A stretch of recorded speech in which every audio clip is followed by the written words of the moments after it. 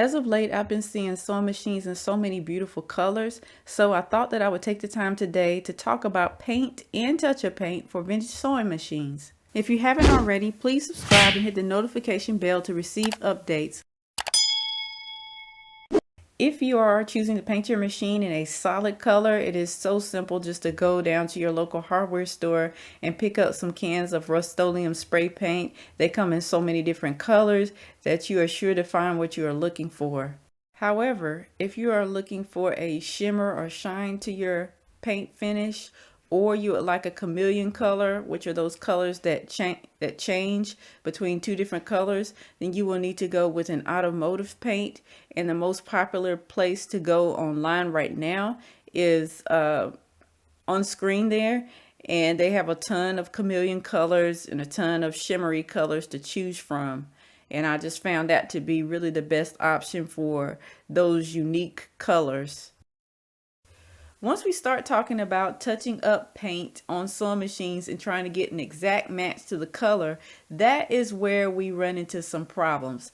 On this Kenmore sewing machine that I have, there are plenty of scuff and scrape marks on the machine. So I wanted to touch those areas up, and I touched the areas up by mixing two different colors of spray paint together and then feathering it onto the machine.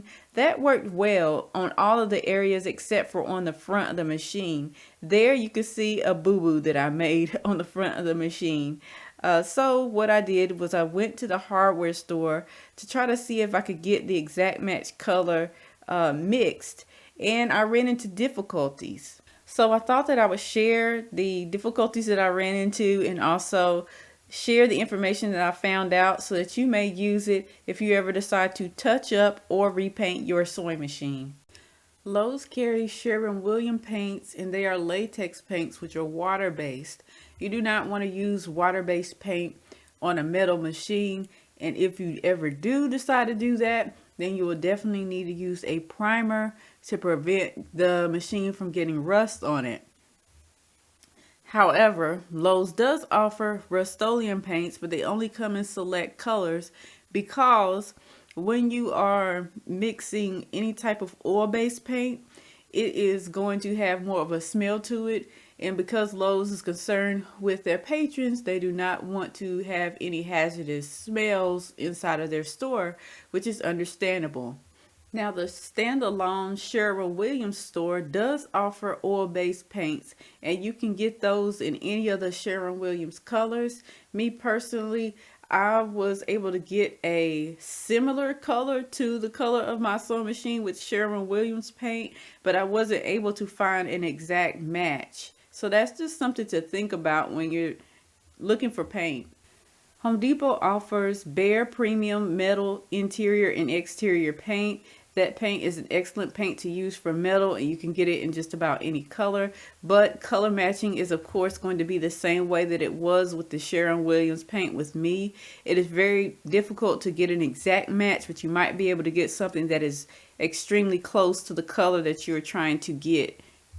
One great, highly overlooked option is to go to an O'Reilly Auto Parts location that does paint. Now, not all of the locations do paint, so you have to call around and find a location that does it.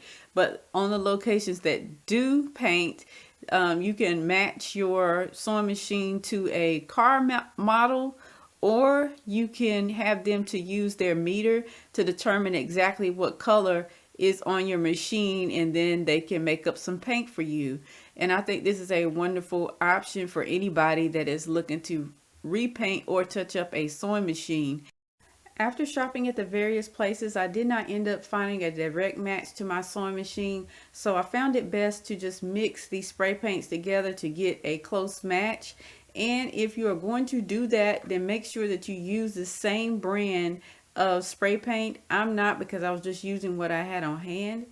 And once you do the layer of paint to the machine, then go over it with a wet sand with 2000 grit sandpaper, and then put your polish on it or your gloss finish on it.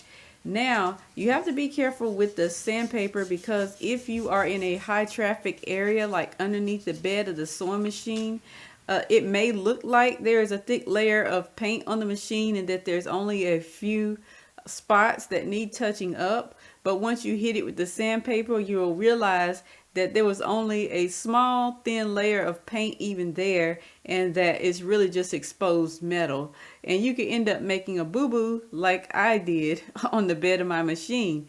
But if you are going to paint the bed of the machine, I would suggest just painting the entire bed.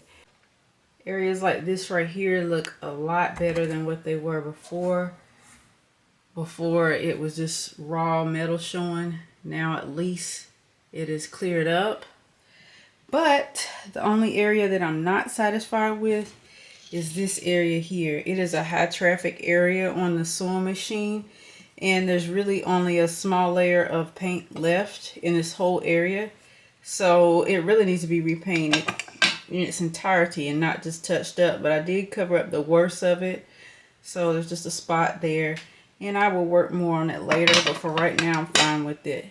So that is the video, and I hope that you'll be able to use the information that I gave you to either paint or touch up your vintage sewing machine. I hope you really enjoyed this video. Please like, comment, and subscribe to receive more sewing related content.